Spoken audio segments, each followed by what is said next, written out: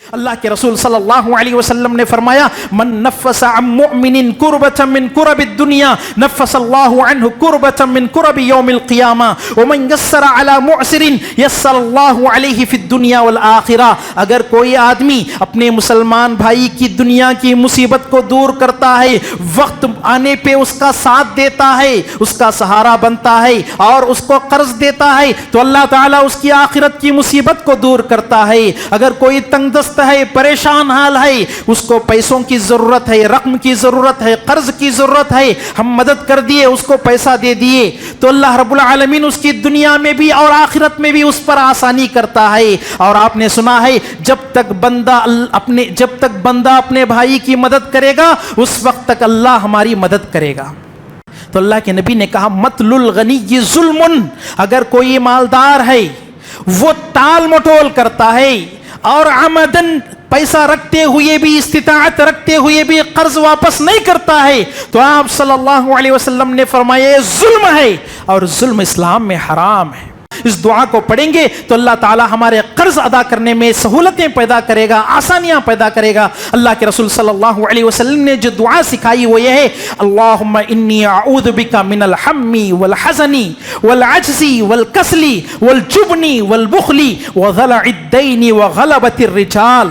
ان الحمد للہ نحمده ونستعینه ونستغفره ونعوذ باللہ من شرور انفسنا ومن سیئات اعمالنا من يهده الله فلا مضل له ومن يضلل فلا هادي له وأشهد أن لا إله إلا الله وحده لا شريك له وأشهد أن محمدا عبده ورسوله. أما بعد فإن خير الحديث كتاب الله وخير الهدي هدي محمد صلى الله عليه وسلم وشر الأمور محدثاتها فإن كل محدثة بدعة وكل بدعة ضلالة وكل ضلالة في النار. فقد قال الله تبارك وتعالى في القرآن المجيد والفرقان الحميد يا أيها الذين آمنوا إذا تداينتم بدين إلى أجل مسمى فاكتبوه وليكتب بينكم كاتب بالعدل. وقال النبي صلى الله عليه وسلم إن الرجل إذا غرم حدث فكذب ووعد فأخلف. وقال من أخذ أموال الناس يريد أداءها أدى الله عنه ومن أخذ يريد إتلافها أتلفه الله. معزز حاضرین جمعہ، خواتین اسلام، ہر قسم کی تعریف و توصیف، عد و شان، بزرگی، بڑائی اللہ رب العالمین کے لیے لائق و سزاوار ہے. جس رب کائنات نے ہماری رشد و ہدایت، ہمیں سیدھا راستہ بتانے کی خاطر، ہمیں حق و باطل سمجھانے کی خاطر آسمان سے کئی کتابوں کو نازل کیا اور کئی نبیوں کو اور رسولوں کو انسانیت کی طرف بھیجا. انہی میں سے میرے اور آپ کے آخری نبی محمد الرسول اللہ صلی اللہ علیہ وسلم بھی ہیں، جن پر لاکھوں کروڑوں ان گنت درود و سلام نازل ہو. اللہم صلی وسلم وبارک علی نبینا محمد. معزز حاضرین، اسلام ہمیں ایک طرف عبادات پر ابھارتا ہے اور عبادات کا طریقہ سکھاتا ہے، تو ساتھ ہی ہمیں معاملات، لوگوں کے ساتھ آپسی لین دین، لوگوں کے ساتھ آپسی تعلق، لوگوں کے ساتھ آپسی معاملات کیسے ہونا چاہیے، اس کو کہیں سے صحیح کرنا چاہیے، اس کو کیسے سدھارنا چاہیے، وہ بھی اسلام ہمیں سکھاتا ہے. انہی معاملات میں سے ایک اہم معاملہ ہے قرض. ہم اور آپ زندگی کے کسی نہ کسی موڑ پہ، کسی نہ کسی ضرورت پہ یا کسی نہ کسی مجبوری پہ قرض لینا پڑتا ہے، قرض دینا پڑتا ہے، قرض معاملہ کرنا پڑتا ہے، قرض تجارت کرنا پڑتا ہے. یہ ہماری زندگی کی ایک بنیادی ضرورت بن چکی ہے. شریعت نے اس کے بڑے اچھے اصول اور بڑے اچھے آداب اور مسائل ہمیں بتائے ہیں. یہ اور بات ہے کہ ہم اس کو نہیں جانتے، جس کی وجہ سے غلط طریقے سے قرض لینا اور قرض دینے کے معاملات ہمارے معاشرے کے اندر بہت زیادہ عام ہیں. معزز حاضرین، قرض یہ ہماری زندگی کی ایک بنیادی ضرورت ہے. ابھی میں نے آپ کے سامنے جو آیت کریمہ کا ایک ٹکڑا تلاوت کیا، یہ قرآن مجید کی سب سے لمبی آیت ہے. اس سے آپ اندازہ لگاؤ کہ یہ آیت قرض کے بارے میں ہے، تو انسان کی زندگی میں قرض کی کتنی بڑی اہمیت ہے اور کتنا ضروری ہے انسان کی زندگی میں قرض۔ دیکھیے، قرض لینا ویسے کوئی اچھا کام نہیں ہے۔ اللہ کے رسول صلی اللہ علیہ وسلم ہر نماز میں تشہد میں جو دعا مانگتے تھے، اللہم انی اعوذ بک من المأثم والمغرم، اے اللہ گناہ سے اور قرض سے میں تیری پناہ چاہتا ہوں۔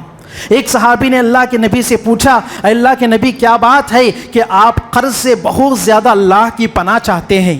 تو آپ صلی اللہ علیہ وسلم نے جواب میں کہا، ان الرجل اذا غرم حدث فكذب ووعد فاخلف، انسان جب مقروض ہو جاتا ہے، قرض لے لیتا ہے، وعدہ کرتا ہے تو وعدہ خلافی کرتا ہے، بات کرتا ہے تو جھوٹ بولتا ہے۔ اور آپ کو معلوم ہے کہ منافق کی جو 4 نشانیاں ہیں اس میں سے یہ 2 اہم نشانیاں ہیں، بات کرے تو جھوٹ بولنا، وعدہ کرے تو وعدہ خلافی کرنا۔ آپ ماحول میں بھی دیکھتے ہوں گے جو لوگ قرض لیتے ہیں، مقروض ہوتے ہیں، وہ وعدہ کرتے ہیں، ایک ٹائم دیتے ہیں، لیکن وقت پہ قرض ادا نہیں کرتے، جھوٹ پہ جھوٹ اور بات پہ بات بدلتے رہتے ہیں۔ اسی وجہ سے اللہ کے نبی نے کہا، اسی لیے میں اللہ سے بہت زیادہ پناہ قرض سے بہت زیادہ چاہتا ہوں۔ لیکن امت کا اس بات پر اتفاق ہے کہ قرض لینا جائز ہے وقت ضرورت۔ خود اللہ کے رسول صلی اللہ علیہ وسلم صحابہ سے قرض لیتے تھے۔ ایک حدیث میں آتا ہے، توفی رسول اللہ صلی اللہ علیہ وسلم ودرعہ مرہونۃ عند یہودی ب30 صاع من شعیر، جب اللہ کے رسول صلی اللہ علیہ وسلم کے وفات کا وقت ہوا، اس وقت آپ کے جو جنگ کا لباس تھا وہ ایک یہودی کے پاس آپ گروی رکھ کر 30 سیر جو کے بدلے میں اللہ کے رسول وہ جنگی لباس گروی رکھ کر قرض لیے۔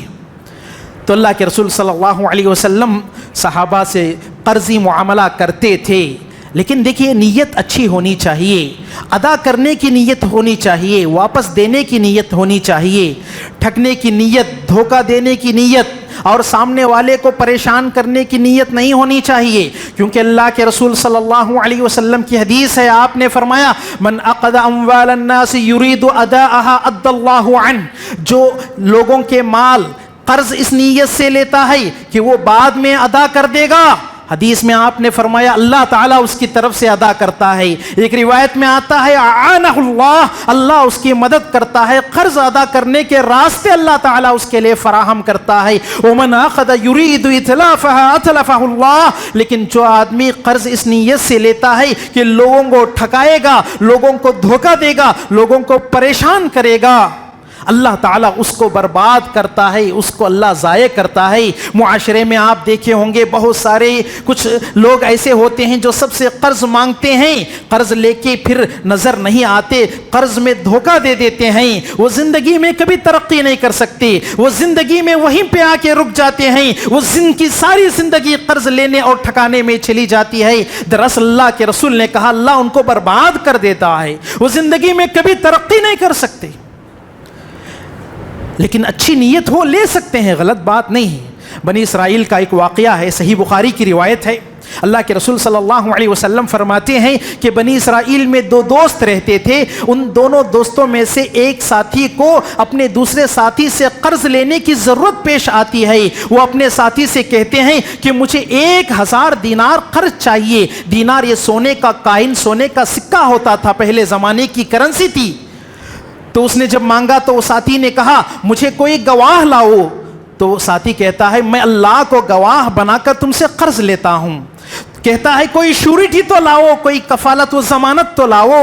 وہ کہتا ہے کہ میں اللہ کو شورٹی کے طور پر پیش کر کے میں تم سے قرض مانگتا ہوں۔ تو وہ اس بات پہ راضی ہوتا ہے اور 1000 دینار قرض دے دیتا ہے۔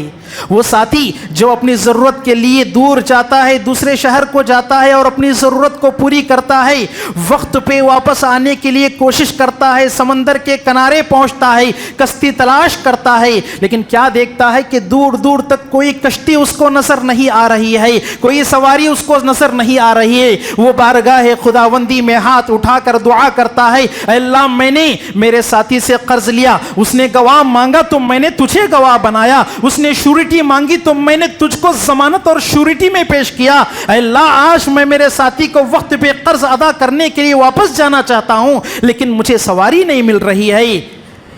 پھر اللہ سے یہ دعا مانگنے کے بعد ایک لکڑی لے لیتا ہے, اس میں سوراخ کر کے ایک چٹھی لکھ کے 1000 دینار ایک تھیلی میں رکھ کر لکڑی میں رکھ کر سمندر میں آگے بھیج دیتا ہے. ادھر دوسرا ساتھی ادھر سمندر کے کنارے نکلتا ہے اس امید سے کہ آج میرا ساتھی آئے گا, میری رقم واپس کرے گا, میرا پیسہ واپس کرے گا. لیکن دور دور تک کوئی اس کو کشتی نظر آتی ہوئی نظر نہیں آتی. لیکن کیا دیکھتا ہے کہ ایک لکڑی اس کی طرف آ رہی ہے. وہ یہ سوچتا ہے کہ اس لکڑی کو میں لے لوں گا تاکہ گھر میں چولہا وغیرہ جلانے کے کام آ جائے گا. اور وہ لکڑی جب لیتا ہے تو اس میں کیا دیکھتا ہے کہ اس کے ساتھی کی طرف سے ایک خط اور 1000 دینار ایک تھیلی میں رکھے ہوئے ہیں. دیکھیے اللہ تعالیٰ کیسے انتظام کرتا ہے. اگر سچی نیت سے ہم قرض لیں گے, اچھی نیت سے اگر قرض لیں گے تو کچھ دنوں کے بعد اس ساتھی کو سواری مل جاتی ہے تو وہ اپنے ساتھی کے پاس 1000 دینار دوبارہ لے کر حاضر ہوتا ہے اور کہتا ہے کہ یہ آپ کے 1000 دینار ہیں. تو وہ ساتھی کہتا ہے کہ دراصل تم نے جو پہلے بھیجے تھے وہ مجھے مل چکے ہیں, اللہ تعالیٰ کی طرف سے مجھ تک وہ رقم پہنچ چکی ہے, اب یہ تم واپس لے جاؤ. دیکھو دونوں کی نیت اچھی ہے, نہ وہ جھوٹ بول رہے ہیں اور نہ یہ ٹھکانے کی کوشش کر رہے ہیں. تو اچھے لوگوں کے ساتھ اللہ تعالیٰ اچھا معاملہ کرتا ہے, اچھے لوگوں کو اللہ تعالیٰ کبھی ضائع نہیں کرتا. نیت اچھی ہونی چاہیے. لیکن دیکھیے آج معاشرے کے اندر خود غرضی, مفاد پرستی بہت زیادہ ہو چکی ہے. لوگ ایک دوسرے کو قرض دینا نہیں چاہتے, لوگ ایک دوسرے کو قرض دینا پسند نہیں کر رہے ہیں. لوگ یہی سوچتے ہیں کہ میں ترقی کروں گا, میں زمین خریدوں گا, میں پلاٹ بناؤں گا, میں تجارت میں آگے بڑھوں گا, اس کو کیوں قرض دوں, اس کو قرض دینے کی کیا ضرورت.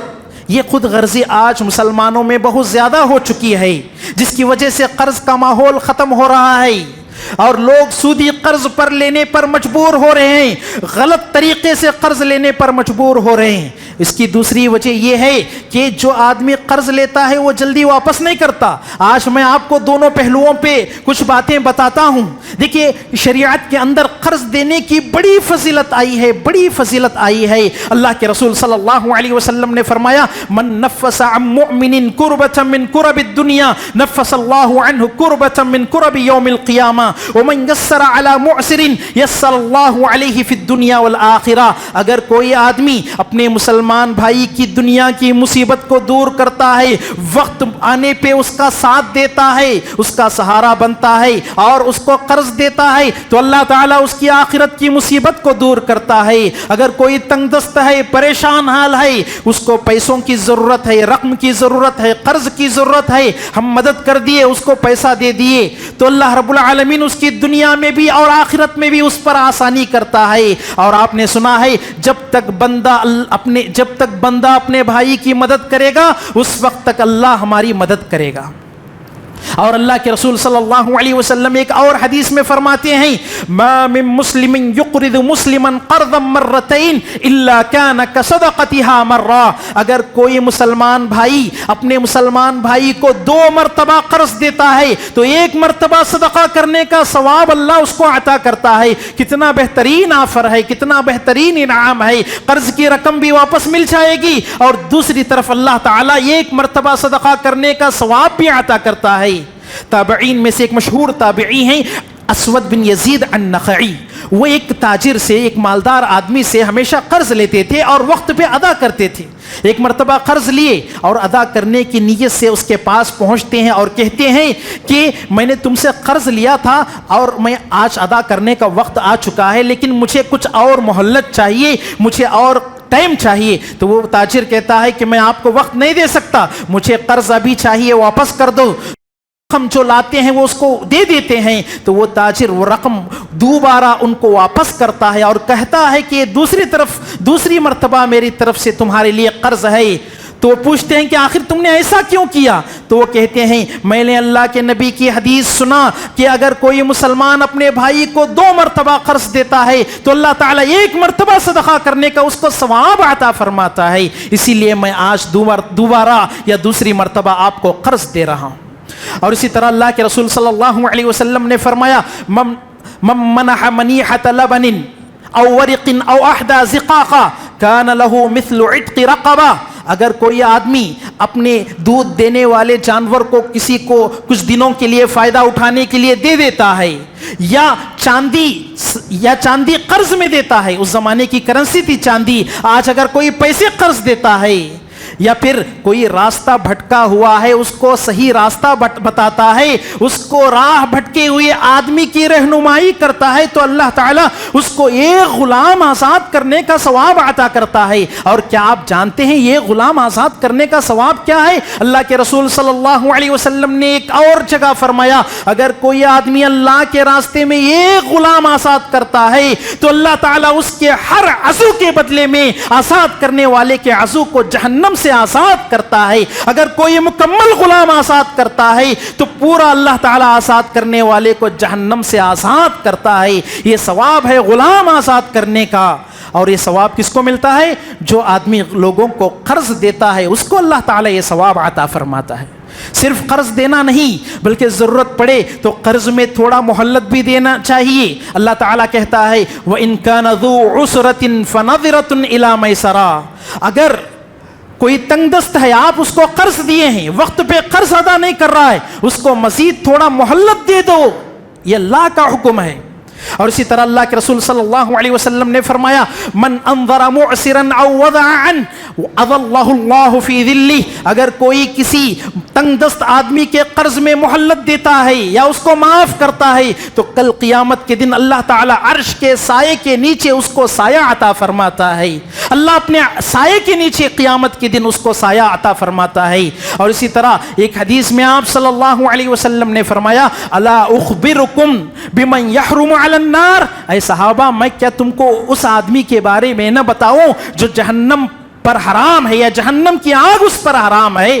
تو اللہ کے رسول کے صحابہ نے کہا کیوں نہیں اللہ کے رسول بتائیے. علی کل قریب لین سہل. اللہ کے رسول نے کہا ہر اس آدمی پر جہنم کی آگ حرام ہے. غور سے سنیے، جو لوگوں کے ساتھ نرمی کا معاملہ کرتے ہیں، آسانی کا معاملہ کرتے ہیں، جسے کسی کو قرض دیے تو اس کو زیادہ پریشان نہیں کرتے، اس کو اچھے اخلاق سے اس سے قرض واپس مانگتے ہیں، تو ایسے لوگوں پر اللہ تعالیٰ نے جہنم کی آگ کو حرام کیا.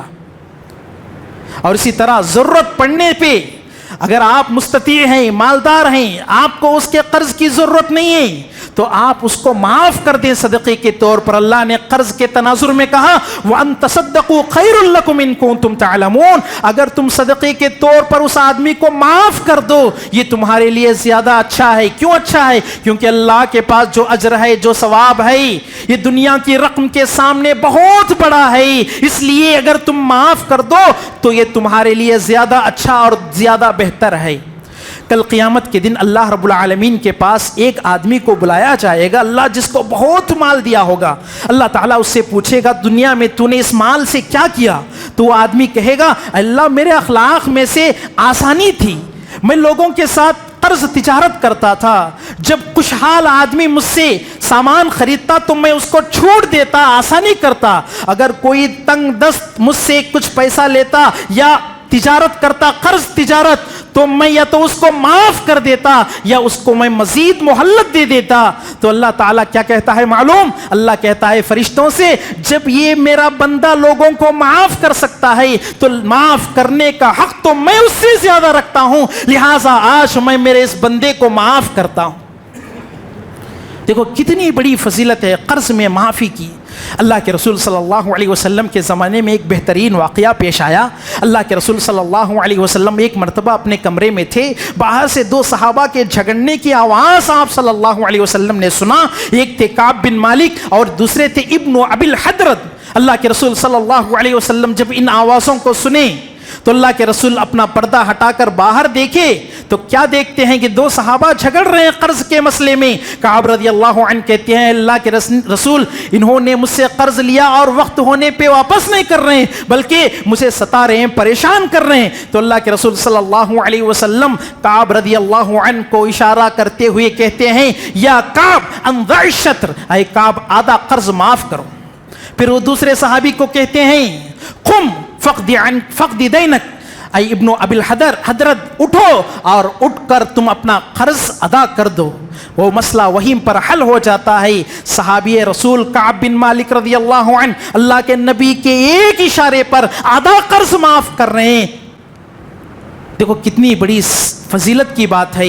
اللہ کے رسول صلی اللہ علیہ وسلم کی تابعداری ہے یہ. جو آدمی آج بھی اگر قرض معاف کرتا ہے تو اللہ کے رسول کا حقیقی معنوں میں متبع ہے, مطیع ہے اور فرما بردار ہے. اس زمانے کو چھوڑیے, ابھی قریب میں بھی ایسی بہت ساری شخصیات گزری ہیں, بہت ساری ہستیاں گزری ہیں. آپ سنے ہوں گے سعودی عرب کے بہت مشہور بہت بڑے عالم دین مفتی شیخ عبدالعزیز بن باز رحمہ اللہ تھے. ان کے بارے میں آتا ہے کہ وہ لوگوں کو بہت زیادہ قرض دیتے اور وقت پہ ادا نہ کرتے تو ان کی آفس سے ان کو خط جاتا کہ میں نے تم کو قرض معاف کر دیا ہے, لہٰذا آپ کو قرض ادا کرنے کی ضرورت نہیں ہے. ایک مرتبہ انہوں نے ایک آدمی کو 7 لاکھ سعودی ریال قرض دیا, 7 لاکھ سعودی ریال. تو وہ وقت پہ قرض ادا نہیں کر سکا تو انہوں نے خط لکھ کے ان کی طرف بھیجا کہ میں نے تمہارے قرض کو معاف کر دیا. آج بھی قریب میں بھی ایسی شخصیات اور ایسی ہستیاں گزری ہیں اور آج بھی کچھ اچھے لوگ ہمارے معاشرے میں ایسے پائے جاتے ہیں.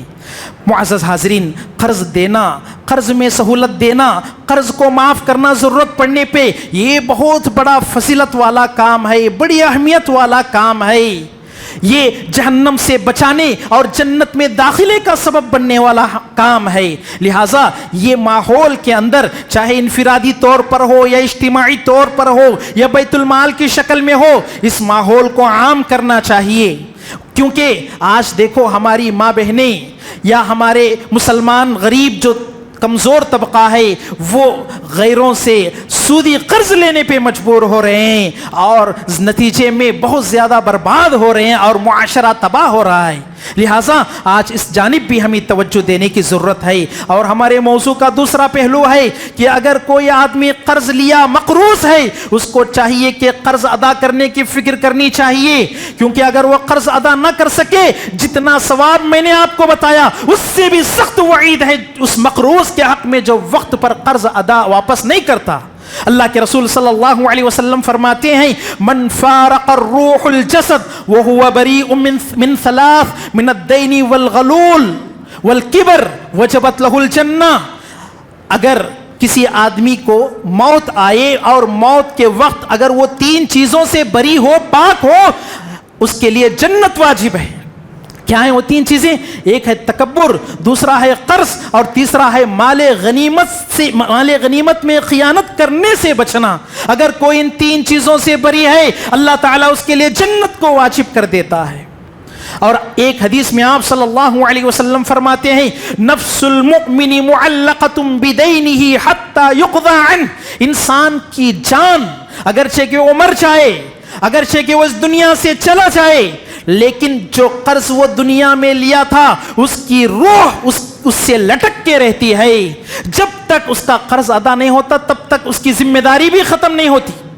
ایک مرتبہ آپ صلی اللہ علیہ وسلم صحابہ کی مجلس میں بیٹھے ہوئے تھے تو اللہ کے رسول صلی اللہ علیہ وسلم آسمان کی طرف نگاہ اٹھا کے دیکھتے ہیں اور تھوڑی دیر کے بعد سر جھکا لیتے ہیں اور کہتے ہیں سبحان اللہ ما نزل من التشدید.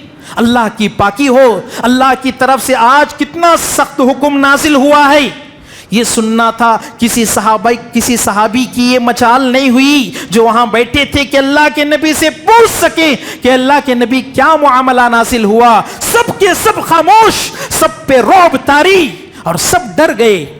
سب لوگ وہاں سے چلے گئے, مجلس ختم. دوسرے دن ایک صحابی اللہ کے رسول صلی اللہ علیہ وسلم سے پوچھتے ہیں اللہ کے نبی کل آپ نے کہا تھا کہ ایک معاملہ نازل ہوا, ایک مسئلہ نازل ہوا, تو وہ سختی یا وہ مسئلہ کیا ہے؟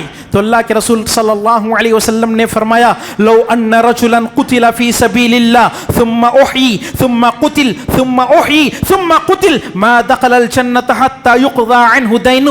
غور سے سنو کتنی سخت حدیث ہے, کتنی سخت وعید ہے. اللہ کے رسول صلی اللہ علیہ وسلم نے فرمایا کہ کل جو سخت حکم اللہ کی طرف سے مجھ پہ نازل ہوا وہ یہ ہے کہ اگر کوئی آدمی اللہ کے راستے میں شہید ہو جائے پھر اس کو دوبارہ زندگی دی جائے, دوبارہ بھی اللہ کے راستے میں شہید ہو جائے, تیسری مرتبہ زندگی ملے, تیسری مرتبہ بھی شہید ہو جائے, اس وقت تک وہ جنت میں جا نہیں سکتا جب تک کہ اس کا قرض ادا نہ ہو. اللہ کے رسول صلی اللہ علیہ وسلم ایک مرتبہ مسجد میں آپ تھے, جنازہ لایا گیا. اللہ کے رسول صلی اللہ علیہ وسلم نے پوچھا کیا ان پر کوئی قرض ہے؟ کہا گیا صرف 2 دینار قرض ہے, 2 دینار قرض ہے. تو اللہ کے نبی نے پوچھا کچھ طریقہ یا وراثت چھوڑ کے گئے ہیں تاکہ ان کے قرض کو ادا کیا جا سکے؟ تو کہتے ہیں کہ کچھ بھی نہیں چھوڑے, صرف 2 دینار قرض چھوڑے ہیں. تو اللہ کے رسول صلی اللہ علیہ وسلم نے فرمایا میں اس آدمی کی جنازے کی نماز نہیں پڑھ سکتا, تم اپنے ساتھی کی جنازے کی نماز پڑھ لو. اس مجلس میں ابو قتادہ رضی اللہ عنہ ہوتے ہیں, وہ کہتے ہیں اللہ کے نبی ان کے قرض کے ذمہ داری میں اپنے اوپر لیتا ہوں, آپ نماز پڑھائیے. تو اللہ کے نبی آگے بڑھتے ہیں اور نماز پڑھاتے ہیں. دوسرے دن راستے میں ابو قتادہ رضی اللہ عنہ سے ملاقات ہوتی ہے تو سب سے پہلے سوال یہی کہ اے ابو قتادہ کیا تم نے ان کا قرض ادا کر دیا؟ تو ابو قتادہ رضی اللہ عنہ کہتے ہیں ہاں اللہ کے نبی میں نے قرض ادا کر دیا. تو آپ صلی اللہ علیہ وسلم نے فرمایا الآن بردت لہو جلدو, اب ان کی خال اور اب ان کی جلد ان کے لیے ٹھنڈی ہو گئی ہے, یعنی آگ سے ان کا جلد اب ٹھنڈا ہوا ہے. صرف یہی نہیں بلکہ آپ کی نیت دینے کی ہو, آپ کے پاس پیسہ ہے, دینے کی نیت ہے, لیکن اب نہیں دے رہے ہیں, بعد میں دینا ہے. تو اللہ کے نبی نے کہا مطل الغنی ظلم, اگر کوئی مالدار ہے وہ ٹال مٹول کرتا ہے اور عمدن پیسہ رکھتے ہوئے بھی, استطاعت رکھتے ہوئے بھی قرض واپس نہیں کرتا ہے, تو آپ صلی اللہ علیہ وسلم نے فرمایا یہ ظلم ہے اور ظلم اسلام میں حرام ہے. تو دونوں طرف سے ہمیں سوچنے کی ضرورت ہے. جہاں قرض دینے کا ماحول ہونا چاہیے وہیں پر جب ہم قرض لیتے ہیں تو فوراً واپس دینے کی, ادا کرنے کی بھی نیت ہونی چاہیے, کوشش ہونی چاہیے, فکر ہونی چاہیے, ورنہ اللہ تعالیٰ ایسے لوگوں کو ضائع کر سکتا ہے, برباد کر سکتا ہے. معزز حاضرین, کچھ مسائل ہیں اس موضوع کے تعلق سے. دیکھیے آج ہمارے معاشرے میں سودی قرض بہت زیادہ ہو چکے ہیں.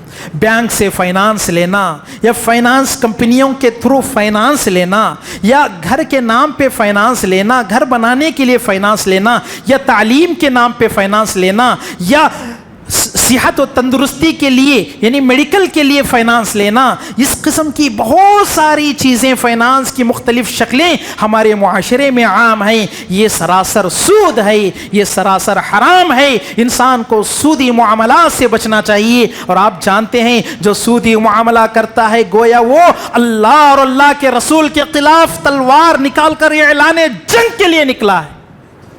کتنا بڑا وعید اور کتنی سخت وعید کی بات ہے یہ. لیکن لوگ بڑی آسانی سے کہتے ہیں کہ میرے پاس گھر نہیں ہے, گھر بنانا ہے, مجھے اعلیٰ تعلیم حاصل کرنا ہے, یا پھر مجھے آگے بڑھنا ہے, مجھے چھوٹے چھوٹے اور جھوٹے بہانے بنا کر اور معمولی بہانوں کو سہارا لے کر انسان آج سودی قرض لینے کو اپنے لیے حلال سمجھ رہا ہے اور اپنی ضرورت سمجھ رہا ہے, جبکہ وہ اس کے لیے سراسر حرام ہے. اور اسی طرح فائنانس میں گاڑیاں خریدنا, موٹر سائیکل ہو یا 4 ویلر ہو یا کوئی بھی موبائل وغیرہ ہو, اگر فائنانس میں کوئی آدمی ایسی چیزیں خریدتا ہے تو آپ کو معلوم ہے کہ یہ فائنانس کمپنیاں آج سے سود وصول کرتی ہیں, آپ پر پینالٹی ایڈ کرتی ہیں, لہٰذا یہ بھی حرام ہے. یہ افسوس ہوتا ہے ہمارے نوجوانوں پر کہ آج نوجوان اپنے شوقوں کے لیے, اپنی ایٹیٹیوڈ کے لیے اور اپنے سٹیٹس کو بتانے کے واسطے نعوذ باللہ سودی معاملات میں, سودی قرض میں ڈوبے ہوئے ہیں. بڑا افسوس ہوتا ہے. جبکہ یہ فائنانس کی جتنی بھی شکلیں ہندوستان میں پائی جا رہی ہیں, چاہے وہ آپ فائنانس کسی فائنانس کمپنی کے تھرو لو یا کہیں اور لو, سب حرام ہیں, جائز نہیں ہے. اس سے انسان کو بچنا چاہیے.